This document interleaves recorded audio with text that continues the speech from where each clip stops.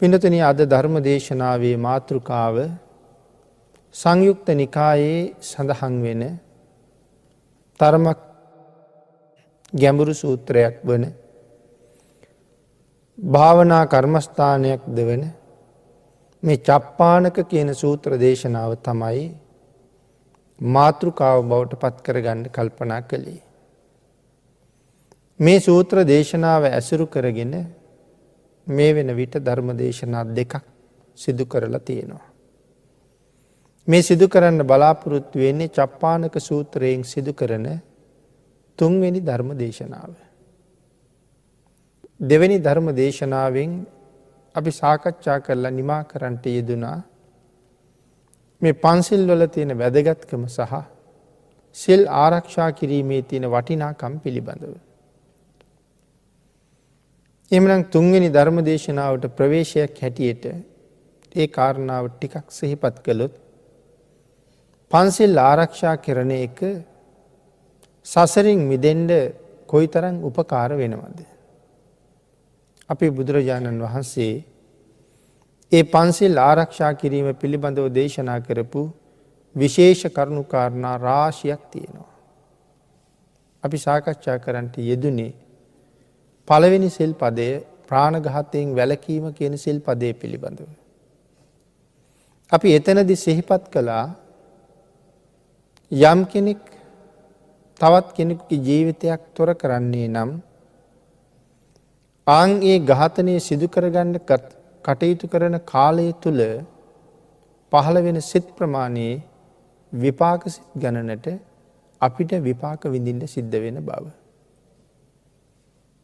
මොකද ෂණයකට නැත්නම් ඇහි පිල්ලමක් ගහන තරම් සුළු කාලයකට අපේ හිතේ උපදින සිතුවිලි ප්‍රමාණය කෝටි ප්‍රකෝටි ගාණක් බවයි සඳහන් වෙන්නේ.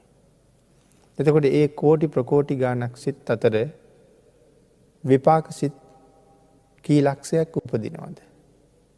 ආන් ඒකයි එක සතෙක් මරහම අපට දහස් ගණන් දසදහස් ගණන් ලක්ෂ ගණන් ආත්මවල ඒ විදිහටම ඒ වගේම මැරෙන්න සිද්ධ වෙන්නේ.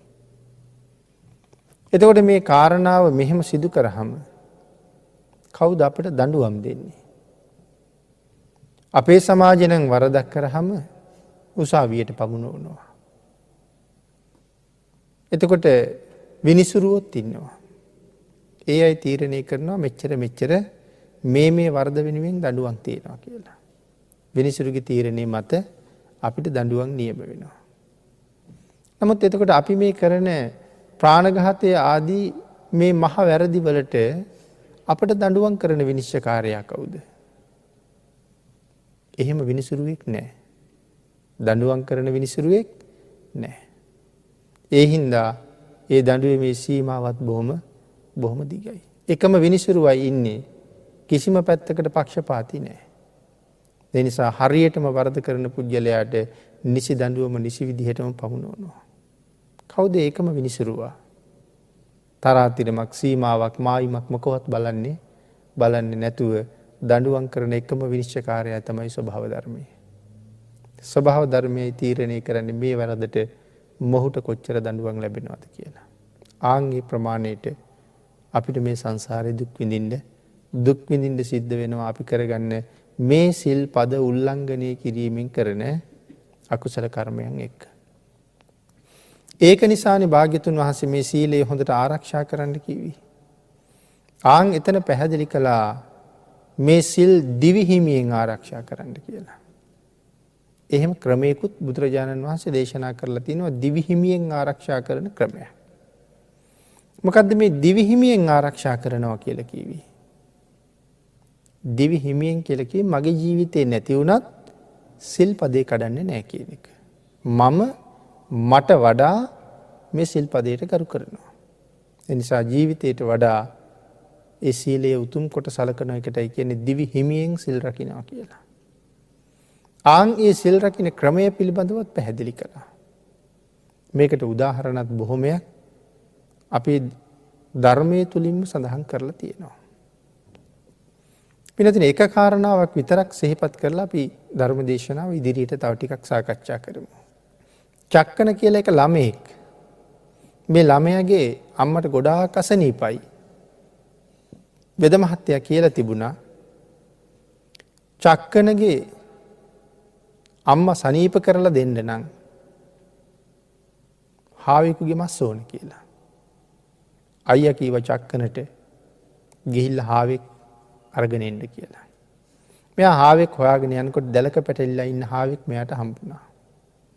මෙයා හාවා දැලින් ගලවලා අතට ගත්තාම මේ අත්ලට දැනෙනවා හාවගේ පපුව ගැහෙන තරම. මට හිතුණා මේ ජීවිතේ බයෙන් හින්දානේ මේ ගැහෙන්නේ.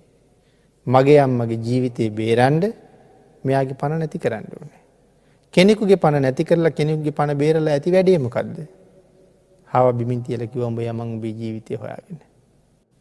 ආපහු ගෙදර එනකොට අයියා ඇහුවා හාවෙක් හම්බුන්නේ නැද්ද කියලා. හම්බුණා කිව්වා. කොයි කියලා ඇහුවා. මං දැලේ හිටපු උහුට ජීවිතේ හොයලා දීලා යන්න කිව්වා කියලා. ඒ වෙලාවේ අයියා ඇහුවා එහෙනම් ඔබට අම්මට වඩා හාව වටිනවද කියලා. හැබැයි එහෙම අහනකොට ආයෙ දුක හිතුණා. අම්මා ගාවට කියලා සත්‍යක්‍රියා කෙළුවා. මම හැබැවින්ම ප්‍රාණඝාතයට කැමති නැති හින්දා මං ඒ සතාට ජීවිතේ බේරලා දුන්නා. ඒ සතාගේ ජීවිතේ නැති කරලා මගේ අම්මගේ ජීවිතේ රැකලා ඇති වැඩක් නැති හින්දා. සත්‍ය වශයෙන්ම මං ඒ සීලය ආරක්ෂා කරපු බව ඇත්තනම් මගේ අම්මා සුවපත් වෙන්න ඕනේ කියලා සත්‍යක්‍රියාවක් කෙරුවා. ඒ සත්‍යක්‍රියාවෙන් අම්මා සනීප වෙනවා. එහෙනම් භාග්‍යතුන් වහන්සේ දේශනා කරපු මේ උතුම් සීලය ආරක්ෂා කරපු කෙනෙකුට එහෙම කරන්න බැරි දෙයක්වත් නැති තරම්. හැබැයි පින්නතුනි ධර්මය කියලා කියන්නේ බුදුරජාණන් වහන්සේට බෝධි මූලයේදී වැටහුණ දෙයට ධර්මය කියනවා මිසක් මේ ඔබටවත් මටවත් හිතෙන දෙයට ධර්මය කියන්නේ නැහැ. භාග්‍යතුන් වහන්සේට අවබෝධ වෙලා යමක් දේශනා කළා නම් ඒකයි ධර්මය. නැතුව අපිට හිතෙන දේවල් ධර්මය කියලා කියන්න ගත්තොත් එහෙම වුණොත් ලෝක සත්වයා සුවපත් වෙනව නෙමෙයි ලෝක සත්වයා අනාථ වෙනවා. ආන් ඒක නිසා අපේ භාග්‍යතුන් වහන්සේ අවසර දෙන්නේ නැහැ රහතන් වහන්සේ නමකටවත් තමන්ට හිතෙන දේවත් තමන් රහත් වෙච්ච හැටිවත් ශ්‍රාවකයන්ට කියන්න අවසර දෙන්නේ නැහැ. නමුත් අපේ සමාජයේ අද සමහර අය නම් කියනවා පොතපත කියවලා ධර්ම දේශනා කරලා වැඩක් නැහැ. තව කෙනෙකුගෙන් ඉගෙනගෙන ධර්ම දේශනා කරලා වැඩක් නැහැ. තමන් මේ ප්‍රතිපදාව අධ්‍යයනය කරලා තමන් මේ ප්‍රතිපදාවේ හැසිරීලා අවබෝධ කරගෙන ශ්‍රාවකයට දේශනා කරන්න කියලා. හැබැයි භාග්‍යතුන් වහන්සේගේ දේශනාව හැටියට ඒ ක්‍රමේ වැරදි. ඒකනේ රහතන් වහන්සේට කීවේ උන්වහන්සේ ඉගෙන ගත්ත දේ ශ්‍රාවකයට කියන්න එපා කියලා. ඇයි? උන්වහන්සේ රහත් වෙච්ච හැටියටවත් උන්වහන්සේ ලබාගත් අවබෝධයෙන්වත් අපට රහත් වෙන්න බැරි බව බුදුරජාණන් වහන්සේ දන්නවා. මේ බණ අහන ඔබත් බණ කියන මමත් මේ ධර්මයේ ශ්‍රවණය කරන ලංකාවාසී ලෝකවාසී ප්‍රමාණය කොච්චරද කියලා අපි දන්නේ නැහැ. ඒ සියලු දෙනාමත් කවදා හරි දවසක මේ සසරින් මිදෙන්නම ඕනේ. මේකෙන් මිදෙන්න නම් කවදා හරි දවසක ඒ අති උතුම් අරහත්වය හොයාගන්නම වෙනවා. එහෙමනම් පින්නතුනි මේ ලෝකේ තාම ඉපදිලා නැති අයගෙත් ඉපදිලා ඉන්න අයගෙත් ඉපදිලා නැති අයගෙත් මේ වෙනකොට ජීවිතය අවසන් කරපු අයගෙත් කවද දවසකද කොයි වාගේ දවසකද කොයි වාගේ තැනකදීද කාගෙන් බණ අහලාද මොන විදිහින් ධර්ම ශ්‍රවණය කරලාද ඒ අය නිවන් දකින්නේ කියන කාරණාව දන්නවනම් මේ ලෝකේ කෙනෙක් ඒ ලෞතර බුදුරජාණන් වහන්සේ විතරමයි. මේ බණ අහන ඔබටත් බණ අහන මටත් ওই නිවන කියන තැනට දවසක යන්න පුළුවන්. හැබැයි මම යන දවසයි මම යන විදිහයි ඔක්කොම දන්නේ භාග්‍යතුන් වහන්සේනේ. නිවන කියලා කියන්නේ එක තැන. නමුත් අපි විවිධයි. අපි සියලු දෙනාම යා යුත්තේ ඒ නිවන කියන එකම තැනට. ආන් එතෙන්ට යන්න ඔබටයි මටයි පෞද්ගලික වෙන් වුණ වෙනම පාරක් තියෙනවා. මගේ පාරේ ඔබ යන්නේ මගේ පාරේ ගියට ඔබට වැඩක් නැහැ. ඔබේ පාර මට හරියන්නේ නැහැ. ඒ නිසා අපි හැමෝටම එතෙන්ට යන්න පෞද්ගලික පාරක් තියෙනවා. කෝටි ප්‍රකෝටි ගණන් නෙමෙයි අසංඛ්‍ය ගානකට නමුත් එතෙන්ට යන්න ඒ පාර වෙන වෙනම තියෙනවා. හැබැයි අපේ බුදු පියාණන් වහන්සේට ආන්ගේ පාර හරියටම පේනවා. අපේ පෞද්ගලික පාර අපිට විවෘත කරලා තියෙනවා භාග්‍යතුන් වහන්සේගේ ධර්ම රත්නය ඇතුළේ. ඒක භාග්‍යතුන් වහන්සේගේ ධර්ම රත්නය ඇතුළේ විවෘත වුණා මිසක් තව කෙනෙකුගේ ධර්ම රත්නයක් ඇතුළේ තව කෙනෙකුගේ සිතවිල්ලක් ඇතුළේ අපේ නිවනට පාර විවෘත වෙන්නේ නැති හින්දායි රහතන් වහන්සේටත් දේශනා කළේ තමන් රහත් වෙච්ච හැටි ශ්‍රාවකයට දේශනා කරන්න එපා. භාග්‍යතුන් වහන්සේගේ අවබෝධය පිළිබඳව දේශනා කරන්න කියලා. භාග්‍යතුන් වහන්සේට වැටහිච්ච දේ දේශනා කරන්න කියලා. අපේ භාවනා අත්දැකීම් ශ්‍රාවකයන්ට කියලා ඒ අය මුලා කරනවට වඩා භාග්‍යතුන් වහන්සේගේ භාවනා අත්දැකීම ශ්‍රාවකයට කියලා දෙන්න කියලායි දේශනා කළේ. එහෙනම් භාග්‍යතුන් වහන්සේගේ භාවනා අත්දැකීම තමයි අපි කතා කරන මේ නෛර්යානික ශ්‍රී සත් ධර්ම රත්නය. මේ 84000ක් මුළු ධර්මස්කන්ධයම භාග්‍යතුන් වහන්සේගේ භාවනා අත්දැකීමයි. ඒ තමයි ඔබේ මගේ නිවනට තියෙන හොඳම පාර. ඒකයි මම කිව්වේ අපට වැටහෙන දේ නෙමෙයි ධර්මයේ වෙන්නේ. මහබෝසතාණන් වහන්සේට එදා බෝධි මූලයේදී වැටහුණා නම් යමක්. ඒ වටහා ගැනීම තුළින් සර්වඥතා ඥාණයෙන් අපිට දේශනා කළා නම් යමක්. ආන් ඒකටයි මේ ලෝකේ ධර්ම රත්නය කියලා කියන්නේ. ඒ ධර්ම රත්නයෙන් විතරයි අපේ සසර එතර යන පාර අපිට හොයාගන්න පුළුවන් වෙන්නේ. ආන් ඒ නිසායි අපි සඳහන් කළේ මුල් දේශනාවෙත් පැහැදිලි කළා. අපි රකින්න සීලයන්ට වඩා උතුම් සිල් රකින්න අසිත කාල දේවල වාගේ තාපසවරු හිටියා. බුදුරජාණන් වහන්සේ ලෝකෙ පහළ වෙන්න කලිනුත් අහසින් ගියපු අය හිටියා. පංච අභිඥා අෂ්ට සමාපatti තිබුණා. හැබැයි සසරින් මිදුනේ නැහැ. සෝවාන් කියන ආර්ය මාර්ගඵලයේ හම්බුනේ නැහැ. එය ලැබුණේ මේ ධර්ම රත්නයේ තුලින්ම නිසාමයි බුදු පියාණන් වහන්සේ සිංහනාද කරලා තියෙන්නේ.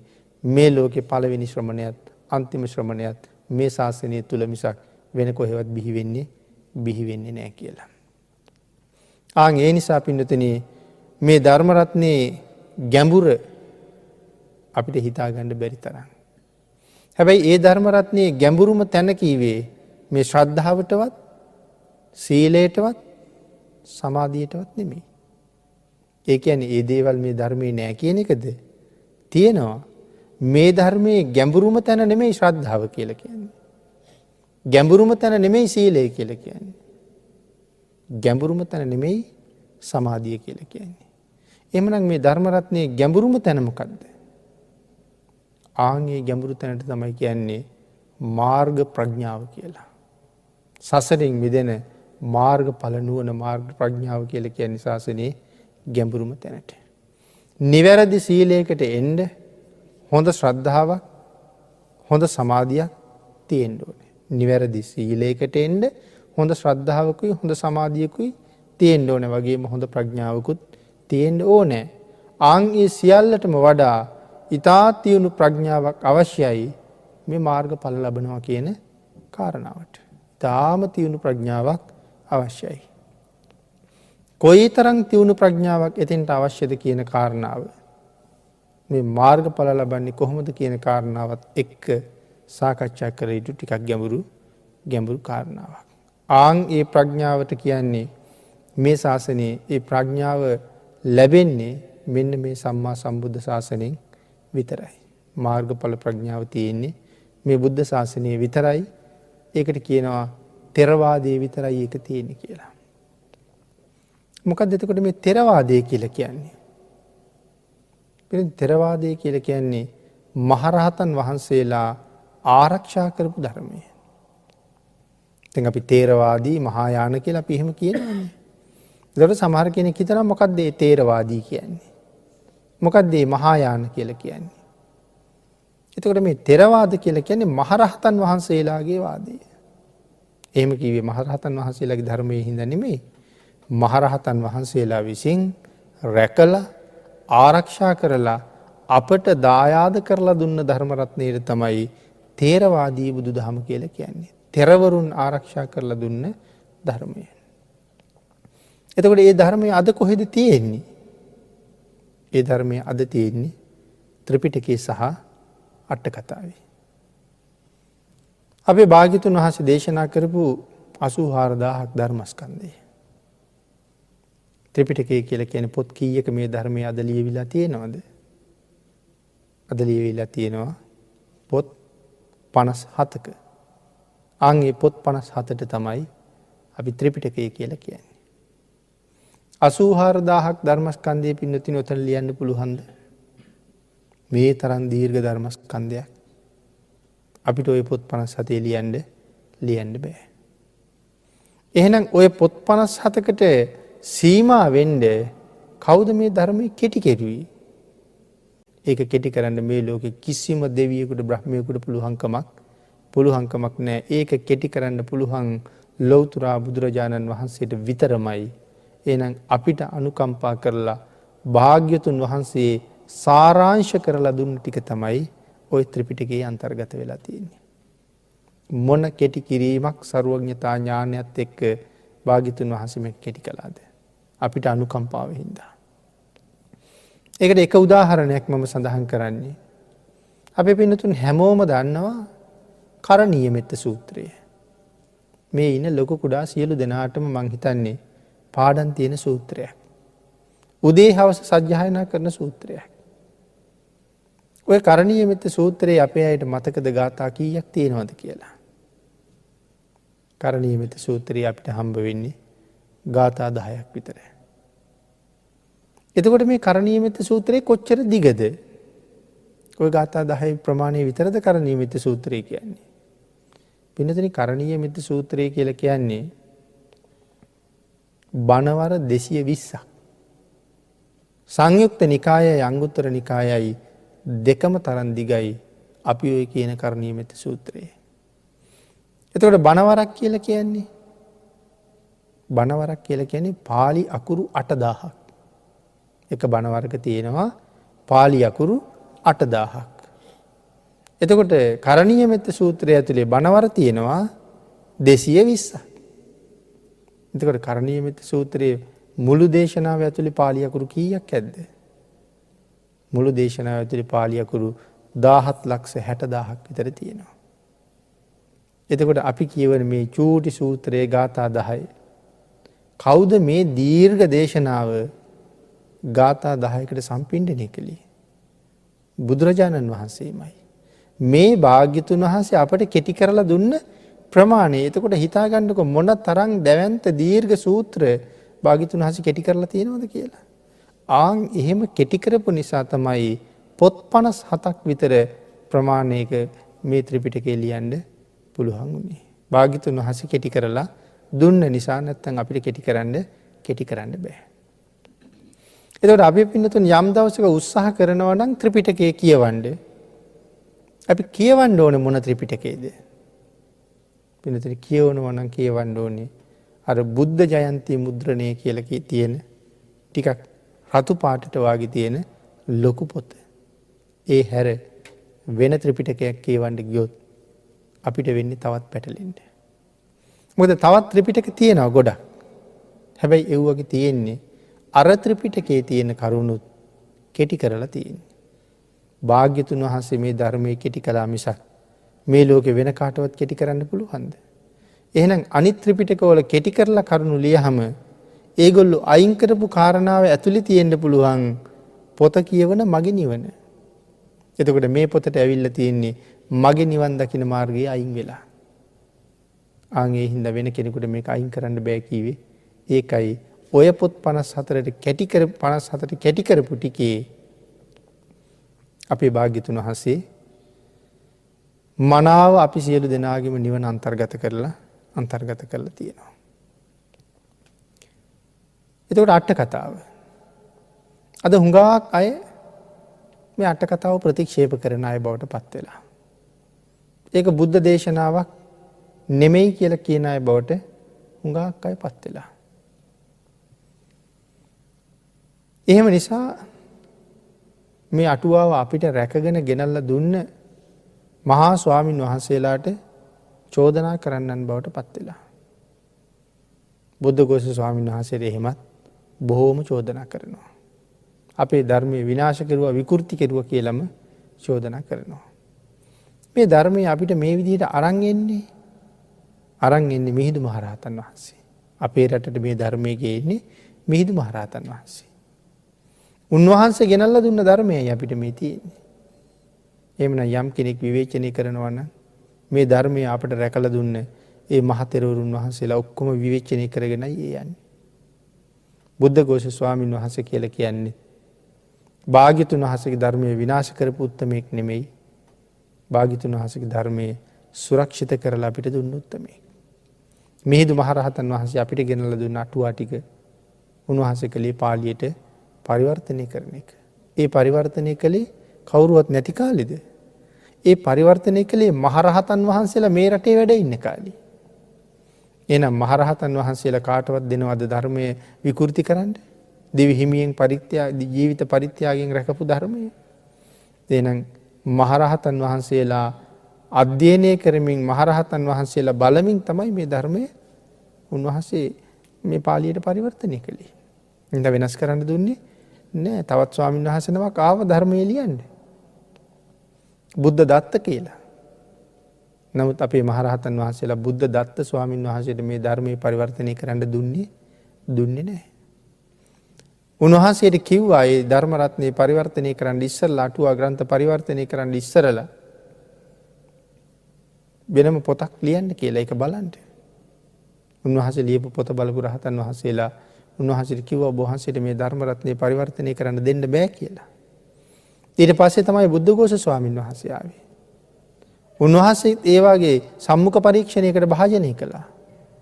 උන්වහන්සේට කිව්වා අන්තෝ ජටා බහි ජටා ජටාය ජටිතා පජා කියන මේ ගාථාවකට තේරුම ලියන්න. මේ ගාථාවට තේරුම ලියන්න කියලා. උන්වහන්සේ ලියපු ගාථාවේ තේරුම මොකද්ද?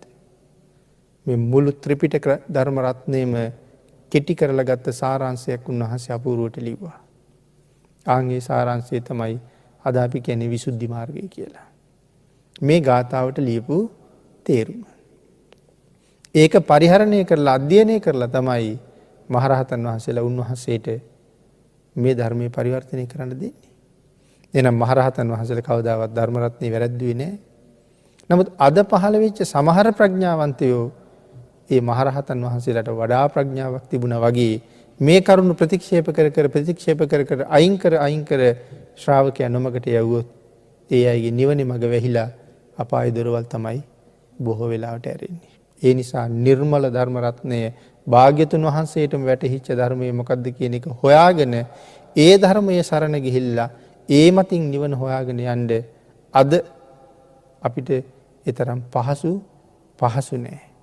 මොකද ධර්ම කාරණාව හරියටම මොකද්ද නිවැරදි කියලා තෝරගන්න අපිට අපහසු වෙච්ච නිසා. ඒ නිසා භාග්‍යතුන් වහන්සේගේ ධර්මයෙන් මිස වෙනත් කාරණාවකින් අපිට සසරින් මිදෙන්න බැරි බව දැනගෙන බොහොම පරිස්සමට ධර්මපරියායම හොයාගන්න වෙනවා මේ සංසාරයෙන් ඈතර යන්න ඕනේ නිසා. ඊළඟට පින්නොතනි භාග්‍යතුන් වහන්සේ සඳහන් කළා මේ ථෙරවාදයේ පිළිබඳව අපි සිහිපත් කරමින් හිටියේ. මහරහතන් වහන්සේලා රැකගෙන ආපු ධර්මයේ පිළිබඳව.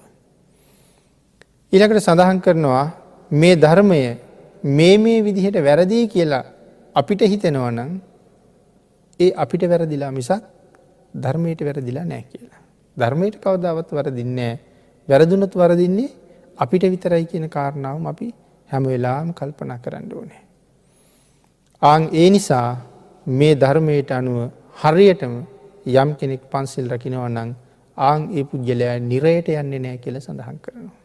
ධර්මයට අනුව යමෙක් පන්සිල් රකින්නවා නම් ඔහු නිරයට යන්නේ නැහැ. එහෙම ක්‍රමයකට උදාහරණයක් තමයි අපි මේ ධාර්මික තිස්ස රජුරුවන්ගේ කතාවෙන් චක්කනගේ කතාවෙන් සිහිපත් කරන්නට යෙදුනේ. අපේ පින්නතුන්ට අද පුළුවන් නම් හරියටම නිවැරදිව තෙරුවන් සරණ ගිහිල්ලා පොරොන්දුවක් වෙන්න මේ පන්සිල් මගේ ජීවිතේ නැති වුණත් කඩන්නේ කියලා. ඒක තමයි මේ නිරේට නොයන ක්‍රමය. හැබැයි ඒක තමන්ගේ හෘද සාක්ෂියට අවංකවම කවුරු හරි කෙනෙක් අර උපාසක මහත්තයාට වගේම දෙයකට අපි වලක් කළොත් නෑ මම මැරුවත් පන්සිල් කඩන්නේ නැහැ කියන තැනට ප්‍රාණඝාත කරන්නේ නැහැ, හොරකම් කරන්නේ නැහැ, වැඩි කාම සේවනයට යන්නේ නැහැ, බුරු කියන්නේ නැහැ, රහමෙර පාවිච්චි කරන්නේ නැහැ කියන තැනට යන්න ඕනේ. යමෙක් ඒ ස්ථීර අධිෂ්ඨානීය පිහිටියා නම් ඊළඟ තප්පරේ මැරුණොත් නිරේට යන්නේ නැහැ කියලා සහතික වෙනවා. ඒ තරම් ශ්‍රේෂ්ඨ ක්‍රමයක් මේ පන්සිල් වල තියෙනවා. ඒ තරම් මේ සීලය හරි උතුම් කියලා පැහැදිලි කරනවා. ඒ නිසා පින්නතිනි සාමාන්‍ය අයට මොනතරම්නම් අකුසල් සිතුවිලි ගලනවද? ඒ කාරණාව අපි මතක තියාගමු. සාමාන්‍ය මිනිස්සු වෙච්ච අපිට මේ ජීවිතේ ගත කරනකොට කොයිතරම් අකුසල් මේ ජීවිතේට පිරෙනවද? දැන් අපි ආපහු සූත්‍රයේ මුල උදාහරණයටයි මේ යන්න හදන්නේ.